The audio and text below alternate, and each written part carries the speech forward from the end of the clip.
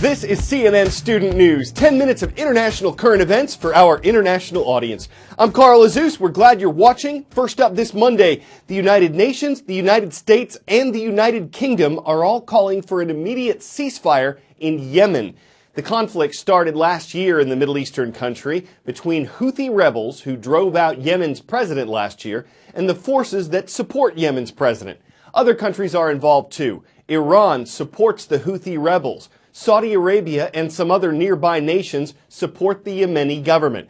Part of the reason why global tensions are heating up over Yemen. An American warship in the Red Sea has apparently been targeted several times from missiles that the U.S. says were launched from Houthi-controlled parts of Yemen. They've all missed the USS Mason, but the ship responded last week by launching missiles of its own aimed at 3 Houthi radar sites. America believes these sites were used to target the USS Mason.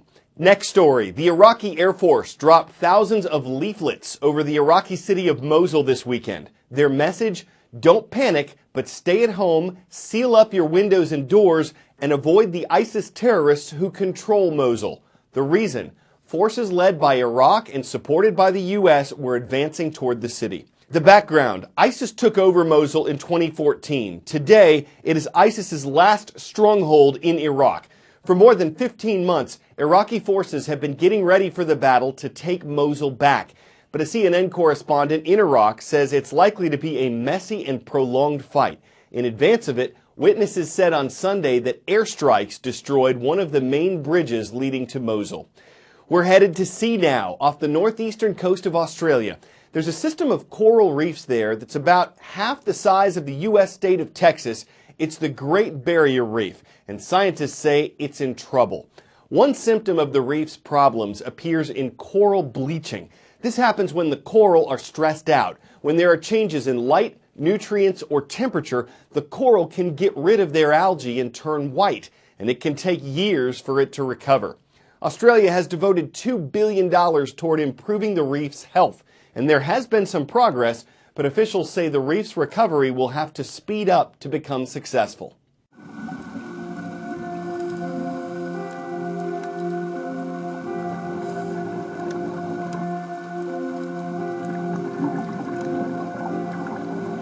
I've been coming to Lizard Island and coral reefs for about 30 years now, and over that time we've looked at the colour of the coral and see it go from a healthy brown to an unhealthy white. The coral here on Lizard Island is as unhealthy and white and bleached as I've ever seen it before. What causes coral bleaching is when the ocean temperature stays warm for a very long period of time, and we have both global warming, which is an effect that's been lasting for years, and this year an El Nino on top of that. So there's almost a double whammy for the coral. They're getting hit from both sides, so they're bleaching very heavily. On Lizard Island right now, it looks like all of the reef is affected by coral bleaching. I've never seen it bleached this much or this heavily before. In fact, I haven't seen one healthy coral in our entire trip.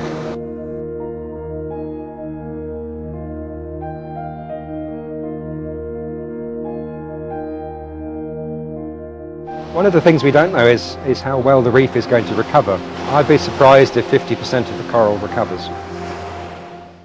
The Poisoning of America. That's the title of CNN's exploration into the U.S. heroin epidemic, a dramatic increase in abuse of the illegal and highly addictive drug that's led to thousands of deaths.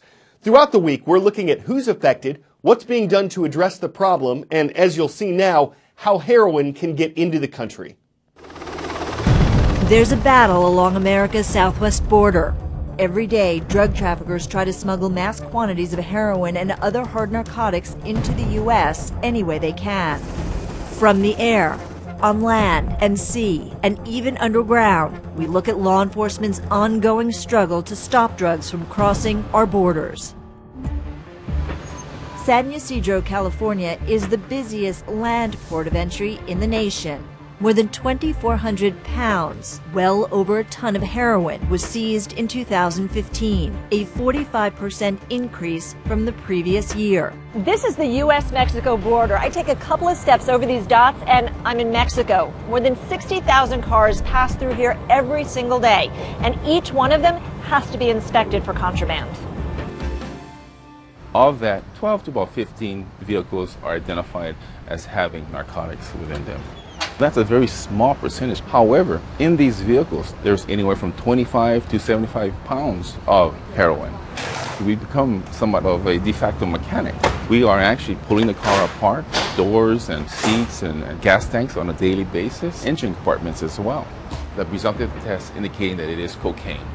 99% of all the travelers entering our ports of entry are legitimate families and good people. It's that 1% that we're looking for, the needle in the haystack. Traveling along the thin sliver of land that separates the U.S. from Mexico, it's easy to understand why America is such a big market for drug cartels. It's amazing how small the fence is when you think about it. The location is ideal. So you can see they build their properties right up to the fence line. They're clearly watching what you are doing here on this side of the fence. They do operate as a business. They're going to pay people to sit up in some of these houses and observe, get that counterintelligence on what we're doing. They might be able to use binoculars and pick up an agent's name off his name tag, identify how that agent typically works. Because there's so much money involved, whatever we do here on our side of the border, they're going to try and figure out a way to beat it. So if we put up a 100-foot fence, they're going to try and build a 101-foot ladder, or they're going to put a tunnel to go underneath it. Border agents here have discovered 58 underground tunnels, 22 of them in the last 6 years. They're in an area of San Diego known as Tunnel Alley, which agents call a sweet spot for digging since the cool, wet sandstone is easy to dig and keeps its shape. We're in the Galvez Tunnel, now sealed at one end with concrete. Started in a warehouse in Mexico, it is 7 stories deep and more than 2 football fields long. So you need a means of getting a lot of product through in a relative short amount of time. Tunnels can do that secretly. 34 tons, I think, is what we had about 4 years ago through one tunnel. It could be $60+ million. It pales in comparison to the cost and effort it goes into building the thing. It's a perfect means to an end, and the profit margin is huge. As long as there's a demand for drugs on the north side and somebody willing to ship them on the south side, there's always probably going to be tunnels. We're heading south towards the border. Your guys here in the helicopter, they're working and communicating with those guys down in the boats usually? Yep, so that's 2 Air Marine boats. We work jointly a lot with other agencies, Coast Guard for instance. Their visibility with radar is pretty limited, so having an air asset increases the range and target detection significantly. Are the criminal organizations being more aggressive in the way they try to get drugs in? Yeah, absolutely. I mean, as we increase pressure, they're willing to take greater and greater risk. It's risky going 100 miles offshore in a small 20 to 30 foot boat and transiting from, say, Ensenada, Mexico to San Francisco. Former White House drug czar and now head of U.S. Customs and Border Protection says the solution is to target users and stop demand. If you could snap your fingers, what do you wish could happen? So I think it's an understanding in this country that we'll never, one, arrest our way out of a drug problem. It goes back to a much more holistic way of looking at this issue. We really have not devoted anywhere near enough time, attention, or money on prevention, on education. If we had less demand in this country, Mexico would have less of a problem. It's actually a massive assault. They're trying to get it in every possible way they can. Yeah, it's a business. They're going to do everything they can to make money, and we're going to do everything we can to stop them. But I would not be the person to tell you that drugs aren't going to get into this country.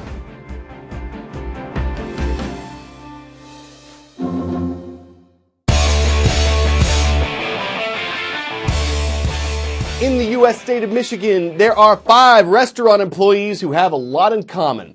They all work at McDonald's, they're all 18 years old, they share the same car, they have the same birthday, and they share the same parents. The 3 guys and 2 girls are quintuplets. Their boss says they're great workers, and that if she needs a shift covered, she's got a really good shot at it by just calling one house. So if someone's thinking about hiring siblings, those are 5 great reasons why you should. There's no doubt they have a fraternal bond, and as long as there's no sibling rivalry, their 5-part harmony shows how all the jobs in the restaurant are related. You could say that having them on staff is quintessential. I'm Carl Azus. CNN Student News is serving more puns and news tomorrow.